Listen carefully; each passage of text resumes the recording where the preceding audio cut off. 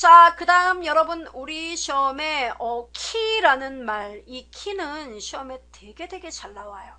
예. 왜냐면 우리 XS에서도 이 키를 가지고 계속 이야기를 하거든요. 여러분 키는 뭡니까? 그랬더니 열쇠요. 이렇게 얘기합니다. 틀린 말 아니죠. 열쇠죠. 뭡니까 얘는? 얘는 키라는 말은 테이블에서 다른 데이터와 구분하기 위한 유일한 값을 갖는 필드 또는 필드의 집합을 말해요. 그게 무슨 말이지? 자, 여러분 잘 들으세요. 저의 이야기를. 이런 게 있어요. 여러분이 어떤 회원을 관리하고 있어요. 회원을 관리하는데 이름, 그 다음에 전화번호, 주소, 이런 내용을 갖고 있어요. 성별도 있다고 할까요? 성별. 자, 그럼 어떻게 됩니까? 이름, 누구, 성별, 누구, 남자, 여자야, 뭐 이렇게 쓰고, 전화번호, 뭐뭐뭐뭐뭐, 주소, 뭐뭐뭐뭐, 이렇게 입력을 하죠. 그러면 이 회원들이 예를 들어 500명이 있다고 합시다. 500명. 그러면 500명의 회원들 각각을 구분해야 되는데 이 각각을 구분하기 위해서는 여러분이 머릿속에 다 암기를 하면 문제가 없어요. 그죠? 그럼 이 500명 데이터에서 이들을 좀 더 쉽게 여러분이 조회하고 관리하려면 뭐가 필요하냐? 이 각각을 데이터베이스가 이름 누구누구는 성별이 뭐고 전화번호 몇 번이고 주소는 어디야, 이게 조회했을 때 딱 떠야 돼요. 예, 이런 조회 작업을 보다 쉽게 하기 위해서 각각의 레코드가 이런 게 레코드죠, 여러분. 각각의 레코드가 다른 레코드와 뭔가 다른 성격을 갖는 필드. 그러면 이름 다 다르지 않나요? 그죠, 여러분? 이름 어때요? 이름 다 다를 수 있죠. 근데 이름이 인기가 있는 이름들 있죠. 요새 인기 있는 이름이 서준, 민서, 뭐 이런 이름이 인기래요. 그러면 이게 유행이 있대요, 이름도. 그러면 이런 이름이 동명이인이 되게 많다면 어떻게 될까요? 똑같은 이름 이서준이다. 그럼 이서준이 만약에 500명 회원 중에 30명이 된다. 그럼 어떻게 될까요? 각각을 구분할 수 있을까요? 레코드를? 못해요. 그럼 어떻게 할까요? 네, 여기 뭐 전화번호가 있다. 그럼 전화번호 같은 것들로 어떻게 됩니까, 여러분? 구분을 할 수도 있겠죠. 전화번호는 다 다르니까. 그죠? 근데 전화번호는 문제가 뭐예요? 나 어제 휴대폰 잃어버렸어. 전화번호 바꿨어.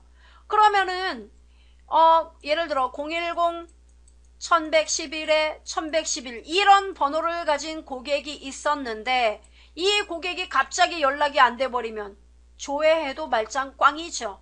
그러니까 이런 전화번호는 또 변경된다는 우려가 있어요. 즉 다른 각각의 레코드를 구분하는데 쉽긴 하지만 이런 문제가 생긴다고요. 그래서 각각을 데이터 회원들 각각을 구분하기 위해서 회원 번호라는 것들을 많이 사용합니다. 회원 번호 들어보셨죠? 회사에는 사원 번호가 있고 학교에는 학번이라는 게 있어요. 그게 왜 있어요? 각각을 구분하기 위해서입니다. 그러니까 여러분도 학생이에요. 나 A중학교 다녀. 그럼 A중학교에 다니는데 나하고 내 친구가 있어요. 내 친구 나하고 정말 학교도 같이 가고 하여튼 잠잘 때만 빼고 계속 같이 다녀요. 근데 나하고 내 친구하고 학번이 똑같은가요? 달라요. 왜? 나하고 내 친구하고 구분을 해야 되거든요. 학교 입장에서는. 그게 학번이에요. 또 우리나라 국민들은 성인이면 주민등록번호를 가져요. 그죠? 주민등록번호 치면은 그 사람이 어디에 사는지, 그 사람 이름이 뭔지, 남잔지 여잔지 다 나오죠. 바로 그거예요. 키라는 것은 데이터가 있을 경우 각각의 데이터들을, 레코드를 구분하기 위한 성격을 갖는 것이 바로 키입니다.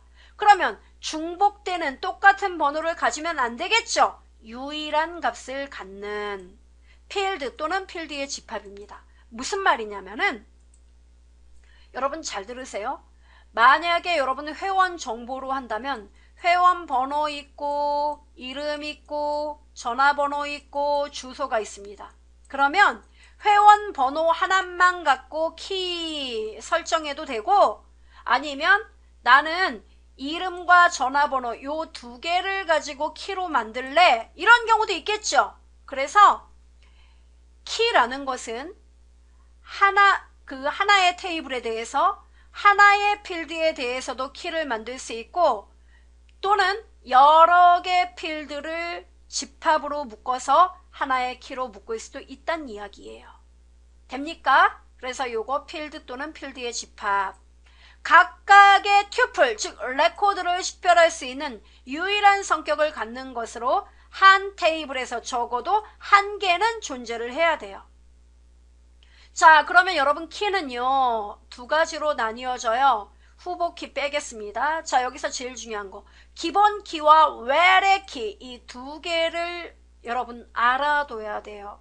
기본 키 프라이머리 키라고 불러요. 얘는 후보 키 중에서 유일성, 최소성 있는데 후보 키 중에서 선정되어 사용되는 키로 뭐가 될 수 없다? 절대로 널이 될 수 없고 중복될 수 없다. 널이라는 건 뭐냐면 공백이에요. 우리나라 그 성인들 중에 주민번호 다 갖고 있죠. 그래서 예를 들어 어떤 사람이 신원조에 들어갑니다. 선생님 주민번호가 몇 번이죠? 전 주민번호 없어요. 이러면 얼마나 황당하겠습니까? 그렇죠? 무슨 말이냐면 기본 키로 설정된 곳의 데이터는 반드시 들어가 있어야 된다는 얘기예요. 중복되지 않으면서 데이터가 꼭 있어야 된다. 널은 공백을 말해요. 비어있다는 얘기입니다. 그래서 다시 한번 기본 키는 뭐가 돼야 된다? 널이 될 수 없고 중복도 될 수 없다. 됐어요? 알아두셔야 됩니다. 여러분 여기 보세요. 도서 등록 테이블의 도서 번호 100, 101, 102 어때요? 중복되지 않았죠? 이게 기본 키. 자, 그런데 비해서 여러분 외래 키라는 게 있습니다. 영어로 foreign key. 외래 키는요 참조를 할 때 쓰는 키예요. 그게 뭐냐면은 보세요 여러분. 여기 두 개 테이블이 있어요. 도서 등록 테이블과 대여 정보 테이블인데요. 자, 여기서 여러분이 그 도서 등록 테이블을 째려보면은 도서번호, 도서명, 도서구분 이렇게 세 개 필드밖에 없어요. 그리고 대여 정보 테이블을 보면은 어떤 고객이 며칠날 어떤 책을 빌려갔다 이 정보가 있는 게 대여 정보 테이블이에요. 그런데 대여 정보 테이블에는 도서 번호가 있어요. 참고로 여러분 여기 도서 번호 나와 있죠. 이 도서 번호가 101번인데 101번만 나와 있으면 도대체 이 책이 제목인지 알아요? 몰라요? 당연히 모르죠. 그럼 어떻게 해야 돼요? 내가 가서 알아봐야겠다. 어디요? 도서가 등록되어 있는 도서 등록 테이블에 연결을 한다는 얘기죠. 이렇게. 그래서요. 나 좀 도와줘. 101번이 도대체 책 제목이 뭐니? 하고 물어봐요. 그럼 101번은 뭡니까? 그 책은 키친이야 하고 딱 말해줄 수 있겠죠? 바로 이렇게 다른 테이블을 참조하는 데 필요한 키, 이게 바로 외래 키가 된다는 거예요. 근데 중요한 게 있습니다. 뭐냐면 101번이 도대체 책 제목이 뭐야? 하고 얘한테 물었는데 101번이 여러 개가 있어요. 키친, 여기는 또 뭐 예를 들어 뭐 봉순 언니 뭐 이런 책이 있어요. 그러면 얘는 101번이 무슨 책 제목이 뭐야? 하고 물었는데 키친도 있고 봉순 언니도 있으면 어때요? 아유, 어떤 게 진짜야? 헷갈리겠죠? 그래서 이런 엄청난 사건에 대비하기 위해서 외래키는 규칙이 있어요. 뭐냐면은 나 외래키 도서 등록 테이블에 참조할 거예요. 101번 말해봐. 101번이 뭐야? 라고 말했을 때 101번은 키친이야. 중복되지 말아야 된다는 얘기예요. 이 101번은. 그럼 중복되지 말아야 되는 거 뭐 있습니까? 기본키여야 된다는 거예요. 아하, 그러니까 내가 참조하는 이 값은 해당 참조 테이블의 뭐? 기본키가 돼야 된다는 얘기입니다. 그리고 얘가 예를 들어 102번 책 제목이 뭐야 하고 물었는데 빈칸이면 어때요? 황당하겠죠. 그래서 반드시 외래키로 지정된 이 필드는 해당 참조 테이블의 기본키가 되어 있어야 된다는 이야기입니다. 이걸 뭐라고 부르냐면 참조 무결성 규칙이라고 불러요. 뭐라고요? 참조 무결성 규칙. 그래서 외래키는 여러분 여기 외래키라고 얘기하면 이 외래키가 참조하는 필드는 해당 참조 테이블의 기본키여야만 한다. 뭐라고요? 참조 무결성 규칙. 됐어요? 시험에 기본키, 외래키, 참조 무결성 여러 번 나왔었어요. 알아둬야 됩니다. 자, 그 다음 여러분 정규화라는 말이 나왔어요. 정규화. 되게 중요한데요. normalization 이렇게 얘기하는데요. 이거는 여러분이 테이블을 그냥 뚝딱 하면 만드는 게 아니에요. 테이블은 지금 방금 보셨다시피 어때요? 테이블은 데이터가 저장되는 이 아주 구체적인 방법을 얘기하고 있는 겁니다. 그런데 테이블을 아무 때나 만든다 그래서 이게 완성되는 게 아니란 말이에요. 즉 데이터베이스를 만들 때는 설계라는 아주 엄청나게 어려운 과정을 거치게 돼요. 근데 이러한 설계가 잘못돼 버리면은 여러 가지 곤란한 문제가 업무상 발생을 합니다. 이것을 우리는 이상현상, 이상하다, 이상이라고 불러요. 그래서 테이블 조작 시 애트리뷰트, 이걸 우리가 속성이라고 부릅니다. 그 속성들 간의 종속성 및 중복성으로 인해서 예기치 못한 곤란한 문제가 발생하는데 이것을 이상이라고 불러요. 그 정규화라는 말은 이러한 이상 문제가 발생하면 정말 시간적으로 경제적으로 엄청난 타격이 되기 때문에 처음부터 설계할 때 이러한 이상 문제가 발생하지 않도록 데이터의 중복성과 종속성을 배제하는 원칙을 공식화한 이론, 이게 바로 정규화 과정이에요. 설계에서 필요한 겁니다. 그래서 데이터베이스의 개념적 설계 단계와 논리적 설계 단계에서 수행됩니다. 자, 그러면 여러분 정규화라는 거는 구체적으로 뭐냐면 처음에 사람들이 데이터베이스를 설계할 때 이렇게 커다랗게 덩어리로 설계를 해요. 근데 이 덩어리를 보니까 서로 관련이 없는 내용도 우리는 패밀리야 하고 이 안에 들어있더라 이겁니다. 그래서 안 돼. 너네 두 개는 성격이 완전 다르다. 그래서 이거를 반으로 쪼개서 너를 1테이블, 너를 2테이블로 만들게. 이게 정규화예요. 즉 정규화는 속성의 수가 적은 릴레이션, 즉 테이블로 분할해 나가는 과정이에요. 합하는 과정이 아니라 분할해 나가는 과정. 이 분할 과정을 우리는 정규화시킨다라고 이야기하는 거예요. 자, 릴레이션의 속성들 사이에 종속성 개념의 기반을 두고 이들의 종속성을 뭐한다? 제거해 나가는 과정이 바로 정규화. 그리고 여러분 중복의 문제는요, 아주 완벽하게 중복이 제거되진 않아요. 다만 그 중복을 뭐 하는 거죠?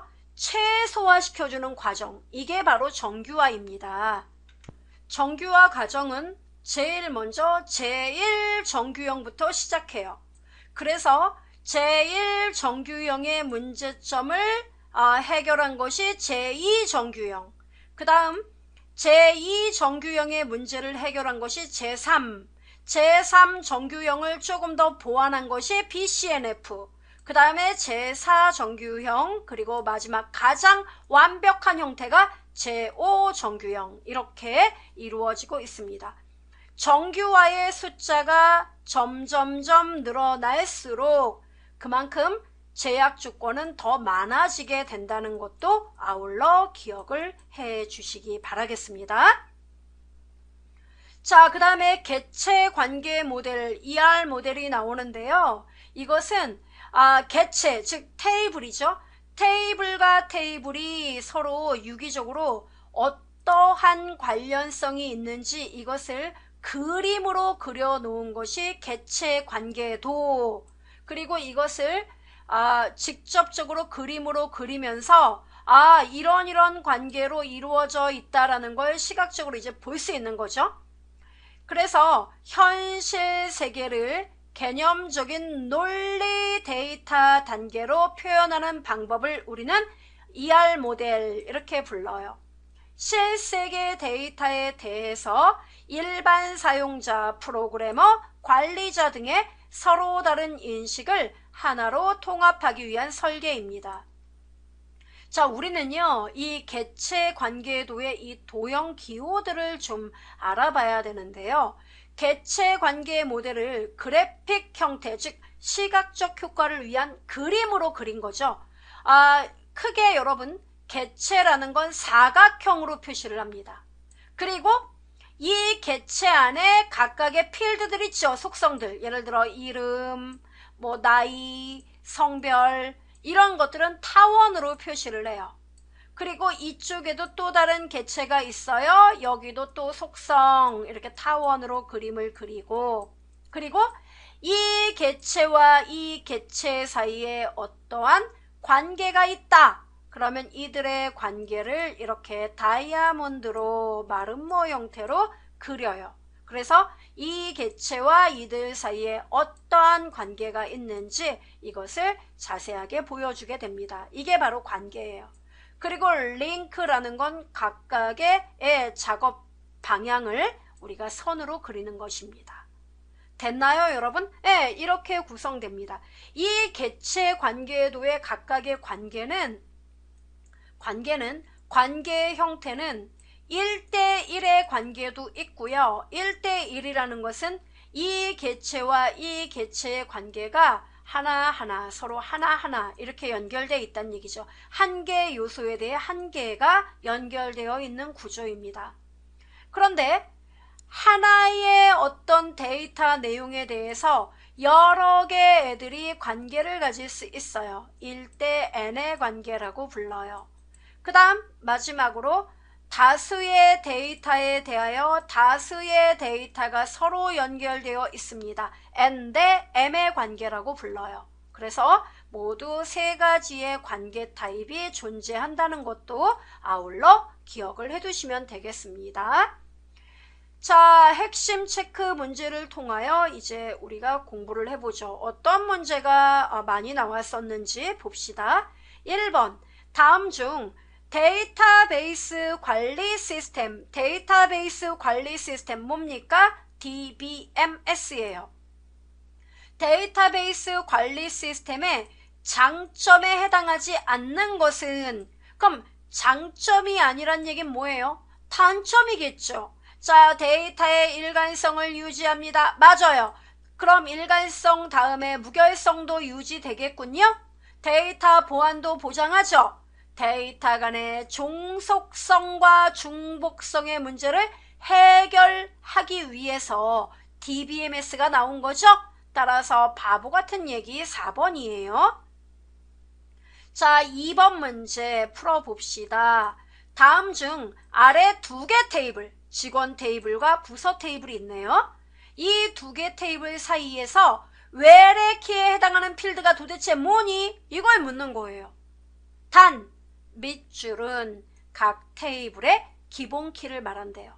그러면 직원 테이블에서는 뭡니까, 여러분? 기본 키가 4번이에요. 사원 번호.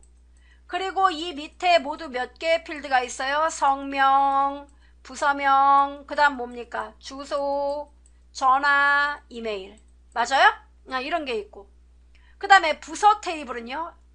예, 부서 테이블에는 부서명. 근데 부서명이 뭐예요?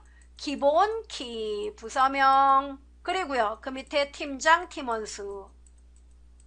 된 거죠? 자, 그럼 이제 여러분이 뭐가 궁금하냐면 어떤 직원이 있어요. 그 직원의 사원 번호는 고유값이죠. 자, 그럼 여러분 여기에서 이 사원의 부서에 대한 정보를 알고 싶다. 그럼 어떻게 해야 돼요? 예, 여기 여러분 부서명 나오죠? 이 부서명을 어떻게 해요? 아, 이거 갖고 내가 부서 테이블에 한번 물어볼까?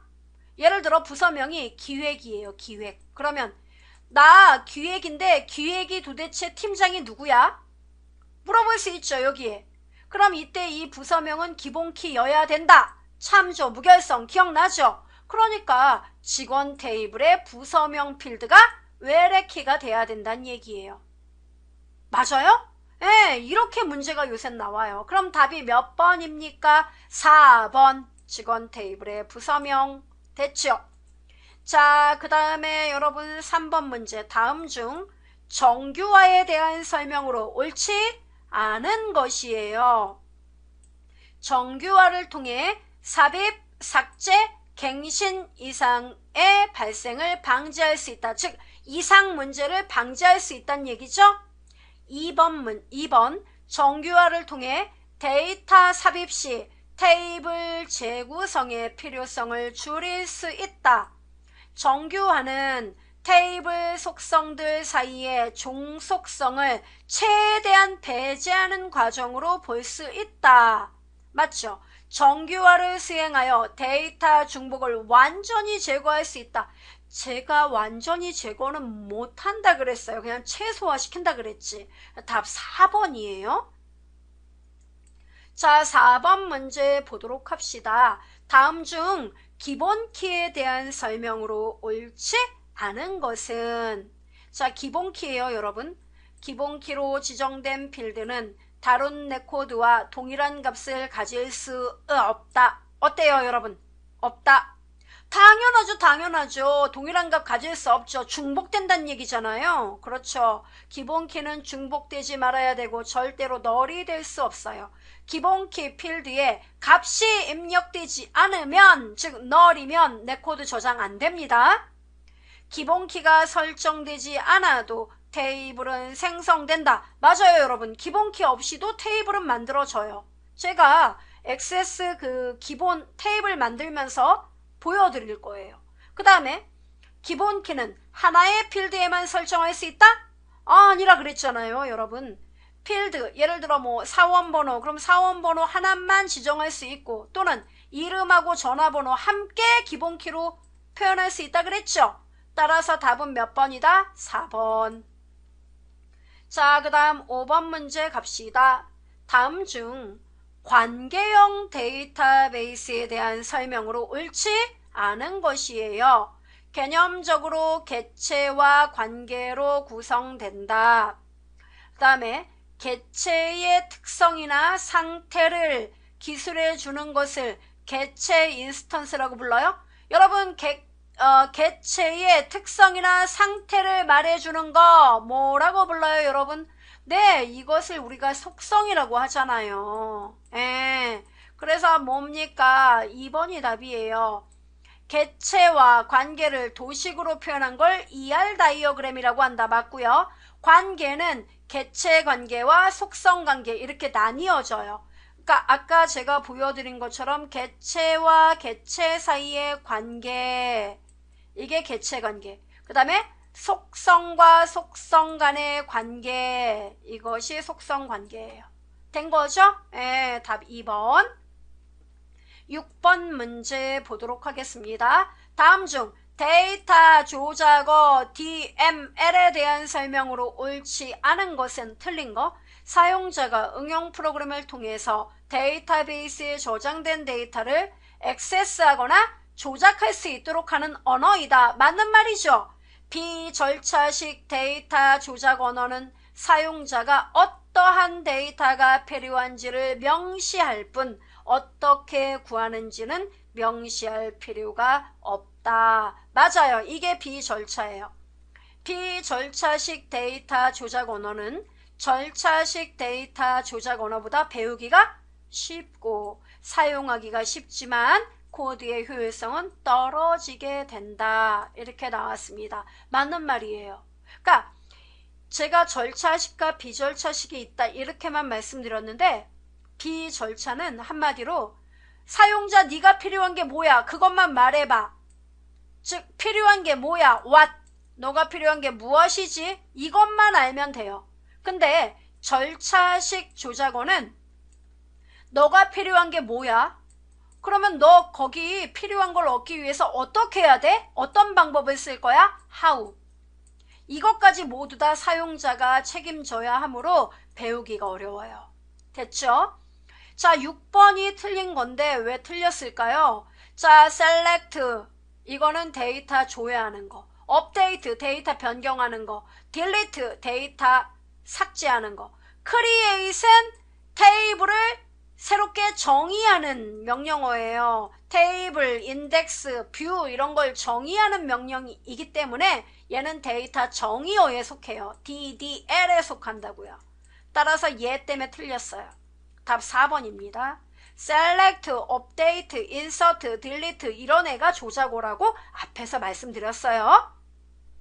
7번 문제 보도록 하겠습니다. 다음 중 where의 키값을 관련된 테이블의 기본 키값과 동일하게 유지해주는 제약 조건은 뭐라 그랬어요, 제가? where의 키는 어떠한 그 테이블, 참조하는 테이블의 기본 키가 돼야 된다. 그게 뭡니까? 참조 무결성 규칙. 답 3번. 8번. 다음 중 데이터 보안이 나오면 벌써 여러분이 답해야 돼요. 데이터 보안 및 회복, 무결성, 병행, 수행, 제어 등을 정의하는 데이터베이스 언어로 데이터베이스 관리자가 데이터 관리를 목적으로 주로 사용하는 언어는 무엇입니까, 여러분? 그렇죠. 데이터의 제어, DCL. 답 1번이에요. 어때요, 여러분? 풀어보니까 어려워요? 예. 그래서 여러분 보면은 데이터 언어에 대한 문제, 키에 대한 문제 아주 골고루 나오죠? 그래서 여러분 이런 문제들은 계속 읽어보면 이 내용이 변하지 않아요. 똑같은 내용이니까 계속 반복해서 읽어보고 문제를 풀어보시면 이거는 두 문제 늘 나왔던 곳에서 비슷하게 나와요. 그러니까 공부를 조금만 해주시기 바라겠습니다. 들어주신 여러분 고생하셨어요.